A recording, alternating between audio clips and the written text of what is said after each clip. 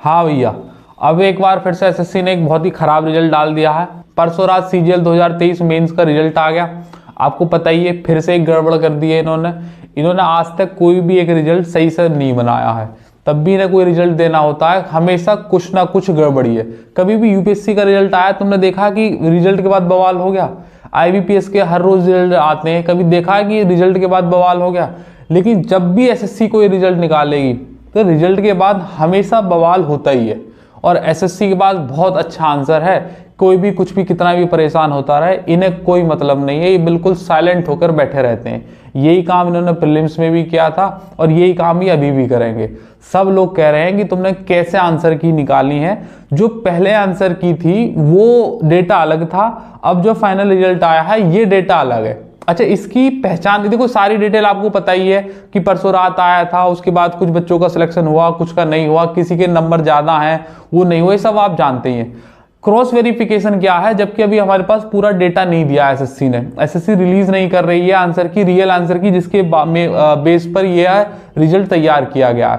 मैं आपको बता रहा हूँ, आप सब मेंस वाले बच्चे हैं, कोई मेंस का बाहर का भी है ना, तो रैंक मित्रा पे जाए और वहां लगभग 40,000 बच्चों ने अपना डेटा शेयर कर रखा है और वो डेटा बिल्कुल सही ही होता है, उसमें कोई गलती नहीं है, क्योंकि वो आपकी आंसर की से ही डेटा जनरेट हुआ है, तो वो तो गलत होने का कोई मतलब ही नहीं होता है। 40,000 बच्चों का है तो लगभग सारे ही बच्चे मान लो, क्योंकि जिन्होंने वहां चेक नहीं किया तो लगभग ये मान के चलो उन्हें ये पता होगा कि मेरा मेंस निकलने नहीं वाला है या कोई और बात है, वो नॉन सीरियस कैंडिडेट हो गए। तो लगभग सारे बच्चों का ये वहां जो टॉप 10 रैंकर्स, उन्होंने टॉप 10 की लिस्ट भी डाली हुई है, आपने देखी होगी। वो जो टॉप 10 रैंकर्स हैं और जो एसएससी ने जो रिजल्ट दिया है वो बिल्कुल अलग है। जो रैंक 3 है ना, उसने टीए लिया है, या तो टीए लिया है या तो उसे टीए मिला है।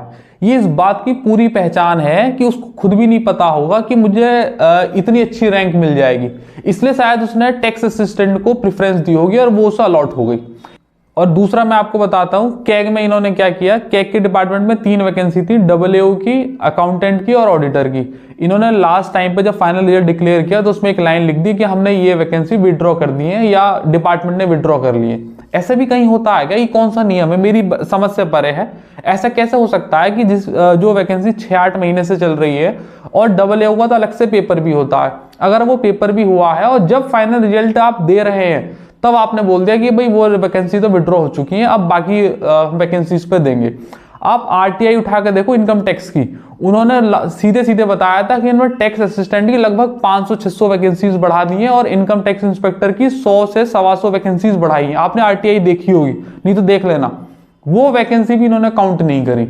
मतलब किस हिसाब से यहाँ रिजल्ट बनता है इसका कोई अता पता नहीं है। और भक्त भोगी हम है, हमारे जैसे बहुत सारे बच्चे हैं, मेरे 310 नंबर हैं, अगर 310 के हिसाब से देखा जाए, मैं ओबीसी कैंडिडेट हूं, तो मुझे इनकम टैक्स मिलनी चाहिए। और चलो मान लें इनकम टैक्स नहीं भी दी उन्होंने, तो कम से कम जीएसटी इंस्पेक्टर, एक्साइज इंस्पेक्टर तो मिलती, वो तो 307 है। और चलो 307 भी नहीं दी तो 306, 305, 304, 300 तक गई ओबीसी की, उसमें से इन्होंने एक भी नहीं दिया है। अच्छा चलो, पहले जब मुझे लगा तो मुझे ऐसा लगा कि 1-2 क्वेश्चन ऊपर नीचे हो गए होंगे, शायद इस वजह से मेरा नाम लिस्ट में नहीं है, ऐसा लगा। बाद में जब बीती रात हुई, अगले दिन सुबह मैंने देखा तो सुबह तक मुझे पता चल गया कि खाली मेरे साथ ही नहीं हुआ, ऐसे पता नहीं बहुत सारे स्टूडेंट हैं। और जब नेट पर मैंने देखा तो किसी के 326 नंबर हैं, उसका नाम लिस्ट में नहीं है, 328 वाले का नहीं है, 320 वाले का नहीं है। इस बार कंप्यूटर का कोई इश्यू नहीं है, लास्ट टाइम भी ये दिक्कत हुई थी, जब 2022 का रिजल्ट आया था तब भी ये दिक्कत हुई थी। लेकिन जब बोल दिया गया कि कंप्यूटर में तुम्हारे नंबर कम होंगे, टाइपिंग क्लियर नहीं होगी, और कुछ बच्चे ऐसे थे भी, लेकिन इस बार सबकी टाइपिंग ही क्लियर है। 2004 स्ट्रोक आए थे, लगभग 2000 के करीब, 2001 था मेरा स्ट्रोक पूरा, 2004 में से थे लगभग 2004 या 3 थे। और कंप्यूटर में भी 42 नंबर है, 24 नंबर पे कट ऑफ लगी है।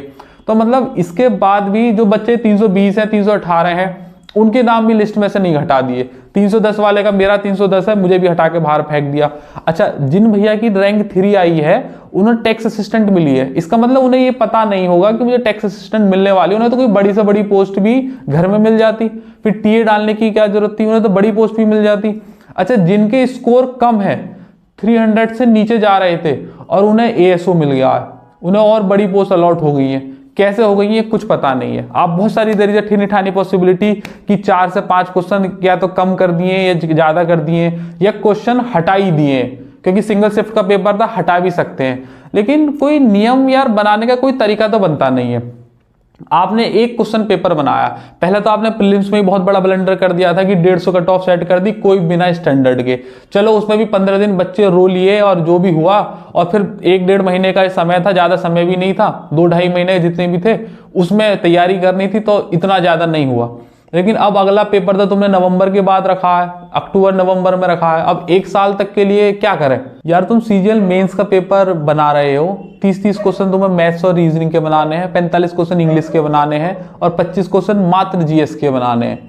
तुम लोग सही से क्वेश्चन बना नहीं रहे, हम सही से आंसर करें कैसे? तुम्हारे एक शिफ्ट में ही 5 से 6 एरर है।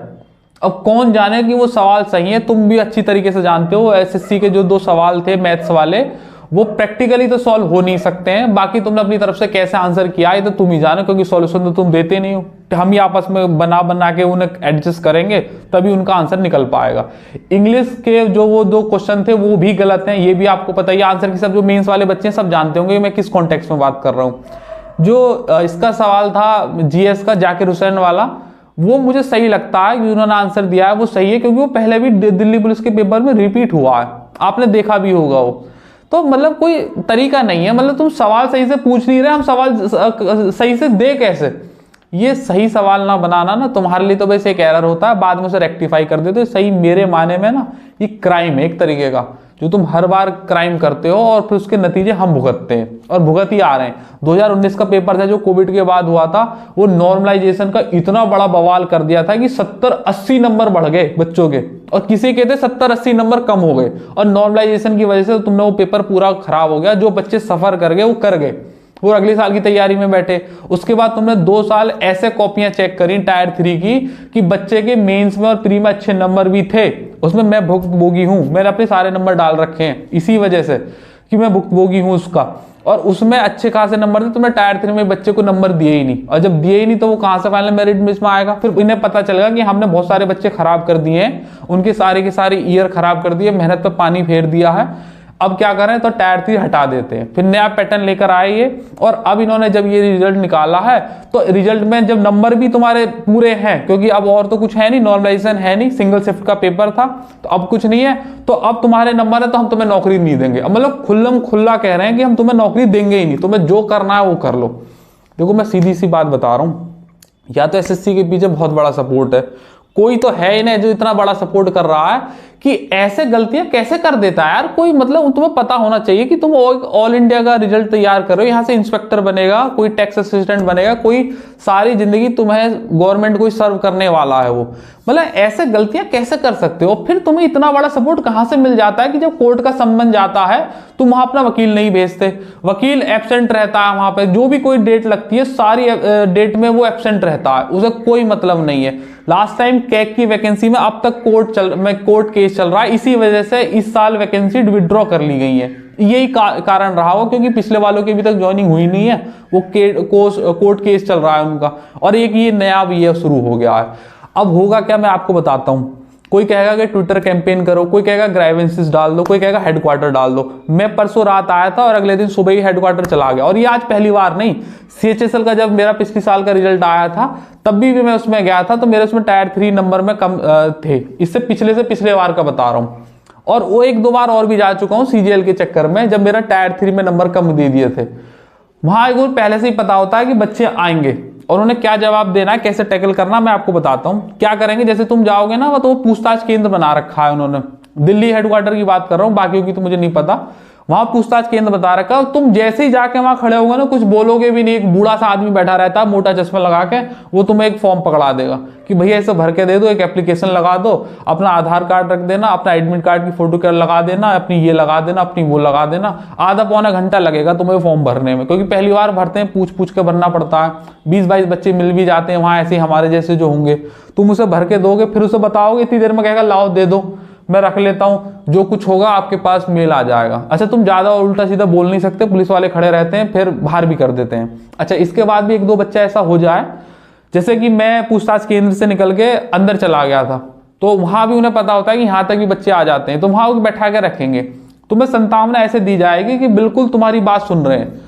तो वो कहेगा कि बताओ क्या परेशानी है। अच्छा, उन्हें पता होता है कि बच्चे क्या परेशानी लेकर आ रहे हैं हमारे पास, फिर भी पूरा केस दोबारा से सुनेंगे, फिर तुम उन्हें दोबारा केस बनाओगे, फिर कहेगा कि चलो मैं ठीक है ऊपर तुम्हारी चेयरमैन साहब से बात कराता हूँ, वो तो अभी बिजी हैं किसी ना किसी काम में, वो किसी के ऑफिस में से ही कोई उनका असिस्टेंट होगा वो बात करेगा। सारे सेंट्रलाइज फोन होते हैं, वो एक दूसरे से ही वहां पे फोन पे बात कर लेते हैं, फिर वो आपको बात कराएगा, फिर उसे सारा केस बताओ तुम कि ये प्रोसीजर हुआ, उसे पता होगा कि बाहर क्या चल रहा है, फिर वो सारा सुनेगा, फिर वो आपको अच्छे से संतावना देगा कि हाँ ठीक है भैया तुम्हारी बात हमने सुन ली है, तुम बिल्कुल चिंता मत करो, हम नौकरी देते हैं तो नौकरी खा भी जाते हैं। 10 साल बाद भी अगर पता चला ना कि तुम सही हो, मुझसे ये वाली लाइन कही थी कि 10 साल बाद भी पता चला ना कि तुम सही हो तो नौकरी खा जाएंगे उस आदमी की और तुम्हें देंगे।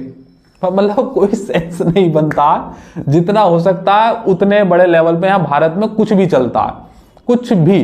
जिसका अपना बढ़िया चल रहा है, जिसकी लाइमलाइट चल रही है उसे तो ठीक है, वो तो बैठ के तमाशा देख रहे हैं, और जिनका ऐसा काम बिगड़ जाता है तो बस वो फिर ऐसे ही है, बस ऐसे ही चल रहा है यहाँ भारत में। जैसे मोदी जी हमारे कहते हैं सबका साथ सबका विकास, तो मुझे तो ऐसा लग रहा है कि बस यहाँ कमल का ही विकास हो रहा है, कमल ही बड़ा होता जा रहा है। 4 राज्यों में चुनाव हुए थे, चारों के रिजल्ट भी आ गए 3 तारीख को, अब थोड़े दिनों में यहाँ पर शपथ हो जाएगी और राज्य फिर से चल निकलेंगे। ये सारे मिनिस्टर्स हैं, सारे नेता हैं, सब बड़े बड़े, सबको पता है कि क्या हो रहा है, लेकिन कोई कुछ बोलेगा नहीं, सब शांत बैठे रहेंगे। अब होगा ये, मान लो एसएससी ने रिजल्ट रिवाइज कर दिया, और करेगा ही, करना ही पड़ेगा, कोई सेंस ही नहीं बन रहा है। तो अगर कर भी दिया ना, तो अब जिनके नाम आ गए फिर इनके नाम हट जाएंगे, क्योंकि वैकेंसी तो उतनी ही, जिनके नाम उन्होंने काट दिए उनके नाम अगर ऐड करने हैं तो जिनके आ गए हैं वो गड़बड़ हो जाएगी, क्योंकि वो उस समय तो शांत बैठे हुए हैं, उन्हें पता नहीं है कि यार हमारा नाम तो आना ही नहीं था, फिर भी हमारा लिस्ट में आ गया, फिर वो उठ जाएंगे कि भाई हमारा नाम पहला कैसे डाल दिया, अब कैसे काट दिया। तो एसएससी इस चीज को बहुत अच्छे से समझ रही होगी कि हाँ यार ऐसा गड़बड़ होने वाला है, तो कुछ मतलब नहीं है, शांत बैठे, कोई नोटिस नहीं डाल सकते कि हाँ हमें पता चल गई है तुम्हारी ग्राइवेंसीज, इतने सारे मेल आ चुके हैं हमारे पास में। ये ना आरटीआई को मानते हैं, ना वो सीपी पोर्टल खोल रखा है, ना उसको कुछ मानते हैं। वहां पूछताछ केंद्र में तुम जाके कुछ भी कही आओ, कुछ किसी को नहीं मानते, किसी का डर नहीं है, कुछ भी अपने हिसाब से पेपर बना देते हैं, कुछ भी अपने हिसाब से आंसर, मतलब ये पहले क्वेश्चन क्रिएट करते होंगे, फिर बाद में उसके सॉल्यूशन बनाते होंगे, फिर ऑप्शन सेट करते होंगे, उसके बाद इन्हें लगता होगा कि यार हमारे एक्सपर्ट्स ने तो ये सवाल गलत क्रिएट कर दिया, अब इसे सही भी कर दो। मतलब ऐसा कहीं होता है क्या यार, कोई गुड़िया गुड्डे का खेल है क्या कि तुमने सवाल बनाया गलत बना दिया फिर दोबारा से सही कर रहे हो? मतलब कोई लॉजिक तो होना चाहिए कि किस हिसाब से तुम्हारे सवाल चल रहे हैं। बस ठीक है, अपने हिसाब से सवाल बनाया, गलत हो गया, काट के दोबारा दे दिया।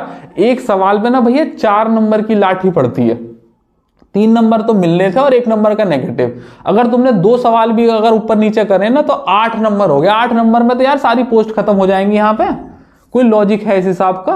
कोई किस हिसाब से चल रहे हो ये कुछ पता नहीं है, क्या मतलब चल रहा है कुछ भारत में, यहाँ कुछ लेने देना को कोई मतलब नहीं है। इन कुछ मास्टरों को मैं बता नहीं रहा हूँ, यहाँ पे फोटो लगा देता, इन्होंने फोटो डालने से मतलब है कि जलवा है हमारा, समझ ही गए किसकी बात कर रहा हूँ मैं। अब तुम इतने बड़े मास्टर हो यार, इतने बच्चे तुम्हारी रेस्पेक्ट करते हैं, इतनी अकल नहीं है तुम्हारे अंदर कि अभी रिजल्ट का कुछ पता नहीं है, ये टिकना है नहीं टिकना, रिवाइज भी हो सकता है, बस अपनी पॉपुलैरिटी बढ़ानी है, अपना प्रमोशन शुरू कर देना कि भाई AIR4 हमारी तरफ से बना है। मतलब जबरदस्ती बच्चे पकड़ कर ला रहे हैं कि वो नहीं आ रहा तो लो वीडियो कॉल पे रिकॉर्डिंग शूट कर ले, इतनी आग लगी पड़ी है। कोई मतलब थोड़े दिन रुक जाओ यार, अभी जरूरी थोड़ी है वो रिजल्ट रहने वाला, वो बदल गया फिर क्या करोगे तुम? अब इन्होंने क्या किया होगा मैं बताता हूं आपको। जो रैंक मित्रा पे ऐप थी ना, जो उन्होंने टॉप 10 रैंकर डाल रखे थे, उनमें तो नाम है नहीं, तो अब इन्हें भी पता नहीं है कि यार उनसे तो पहले सेटिंग कर रखी होगी, भैया हमारे में से बता देना कि हमारे यहाँ से आया है बच्चा। अब रैंक 1 कोई और आ गया, 2 कोई और आ गया, 3 कोई और आ गया, तो अभी तक डिक्लेयर हुआ नहीं है कि किसके यहाँ से वो पढ़ा था। बातचीत चल रही होगी, प्रोसेसिंग चल रही होगी, अभी 4-5 दिन में तुम देखना आ जाएगा नाम कि भाई हमारे यहाँ से पढ़ा था। भाई इतने दिन लगते हैं, मतलब ये तुम समझ ही रहोगे मैं किस कॉन्टेक्स्ट में बात कर रहा हूँ, क्योंकि खींचने का मतलब है नहीं, यहाँ टॉपिक कोई और है। भैया देखो सीधी 100 बातों की एक बात बता रहा हूँ मैं, नौकरी मिल जाती तो अच्छा होता, राह थोड़ी आसान होती। अगर नहीं मिली, भाड़ में जाए एसएससी, भाड़ में जाए तुम्हारी नौकरियां, साला एक नौकरी नहीं मिलेगी तो हमारी जिंदगी नहीं चलेगी, इससे अच्छी जिंदगी चलेगी। क्योंकि बात यह है ना, जिस बच्चे ने मेहनत नहीं करी उसे तो दुख होता होगा कि यार मैंने तो मेहनत ही नहीं करी, तो यार क्या बात करो ना, तो ठीक है जो है ही नहीं, हमने तो चूतड़ फाड़ के मेहनत करी है। सच बता रहा हूं, चूतड़ फाड़ के मेहनत करिए, ऐसे ऐसे मेथड बनाए। हम अपने बच्चों को पढ़ाते हैं, उनको भी ये पता है कि जो मेथड यहाँ सीक्वेंस में बना रखे हैं, टाइप वाइज सारे अलग अलग कर रखे हैं कि ये टाइप का ये सॉल्यूशन होगा, इस पर ये वाले सवाल है, इस पर ये बेस्ट क्वालिटी सवाल बनता है, इस तरीके से सारा टाइप सब अलग अलग कर रखा है। 100% मुझे इस बात से कोई फर्क नहीं पड़ता कि साला दे देता तो ठीक रहता, नहीं तो कोई बात नहीं, हम अपना जैसे भी अपना जीवन बहुत बढ़िया से करेंगे। मैं जिन बच्चों के साथ बैठकर पढ़ता था ना कभी पहले, वो हमेशा मुझसे कहते थे कि कर्म सबसे बड़ी चीज होती है। मैं उनसे कहता था कि कर्म से बड़ी एक चीज होती है जिसका नाम होता है किस्मत। अगर तुम्हारा कर्म बड़ा है और किस्मत भी साथ दे रही है तो तुम अर्जुन हो। ये वाली वीडियो में यही बताया था मैंने। और तुम्हारा कर्म बड़ा है लेकिन उस हिसाब से तुम्हें रिजल्ट नहीं मिल रहा, किस्मत तुम्हारा साथ नहीं दे रहा, तो तुम कर्ण हो। तुमने मेहनत करी और बहुत बड़े स्तर पर मेहनत करी, लेकिन तुम्हें उस हिसाब से रिजल्ट नहीं आए। नए सिस्टम में कोई मतलब है किसी को, हर साल ऐसे ही बच्चे चले जाते हैं। तुमने लास्ट टाइम 37,000 वैकेंसीज देखी थी, उसमें से 50% बच्चों ने भी ज्वाइन नहीं किया। इस साल जो सिलेक्ट हुए हैं वो 70% रिपीटेड है, वो भी ज्वाइन नहीं करेंगे। वो वैकेंसी खराब ही तो हो रही है यार। 37,000 में से तुमने 18,500 वैकेंसी खराब कर दी, क्योंकि वो ज्वाइन नहीं करने वाले पहले से सिलेक्टेड, जो चाहिए थी वो उन्हें मिली नहीं। सोर्स से ना उठाना था ना वो उन्हें पता चला, क्योंकि उन्हें ये भी नहीं पता होता है कि मुझे वो वाली वैकेंसी मिलेगी या मुझे वो वाली रैंक मिल जाएगी या मैं नॉर्थ से साउथ से नॉर्थ चला जाऊंगा, क्योंकि वो पहले से डिक्लेयर कुछ करते ही नहीं है। रॉ मार्क्स पे तुमसे प्रेफरेंस भरवा लेते हैं और फिर आगे दिक्कतें होती हैं। तो तुम कैटेगरी रैंक लगा दो, वेटिंग लिस्ट लगा दो। जो बच्चे ज्वाइन नहीं करे थे, जिनको जरूरत थी, जो एक एक नंबर से रह गए थे, अब उनका नाम आ जाता, वो तो ज्वाइन कर ही लेते। तुम्हारी वैकेंसी तो खराब नहीं होती। कोई कहने सुनने वाला नहीं है, सबका गाड़ी का ऐसे ही चल रहा है, जैसे भी जिनका हिसाब किताब चल रहा है। हाँ, कोई मतलब नहीं है। अब दे दो तो ठीक, रिवाइज कर दे, वैसे करेंगे क्योंकि उनके एंड पे गलती हुई है। अगर एल्गोरिदम पे गलती है तो यार एक मैसेज करके डाल दो कि हाँ एल्गोरिदम पर गलती है, हम इसे ठीक कर रहे हैं, तो बच्चे ना फिर परेशान नहीं हो। ग्रेवेंसीज ना डालें, सीपी पोर्टल पे ना जाएं, आईटीआई ना लगाएं, और आंसर की जो फाइनल आंसर की जिस पर बेसिस पर आपने रिजल्ट तैयार किया उसके लिए परेशान ना हो। यार एक बात बताओ, तुमने अगर रिजल्ट तैयार किया है तो आंसर की तो तैयार होगी ही, क्यों इतना टाइम मैंने लेना है? लास्ट टाइम जब तुमने 13 मई को रिजल्ट डाला था 2022 का, तो तुमने 29 मई को फाइनल आंसर की रिजल्ट की डिक्लेयर की थी 16 दिन में। 16 दिन में तो प्रोसेस शुरू हो जाता है ज्वाइनिंग का, फिर कहां तक रोकेंगे बच्चों को? अगर तुम्हें पता चली गया है कि बच्चे परेशान हो रहे हैं तो आप एक नोटिस डाल दो कि ये कुछ समस्या आई है, हम चेक कर रहे हैं। या फिर ये नोटिस डाल दो कि भैया कोई समस्या नहीं थी, एरर में बिल्कुल कंप्यूटर बढ़िया से काम कर रहा था, हमने बहुत अच्छे से रिजल्ट तैयार किया, कोई दिक्कत नहीं है, तुम्हें रोना रो, तुम्हें खुश होना खुश हो, हमें कोई फर्क नहीं है। तुम ऐसे डाल दो।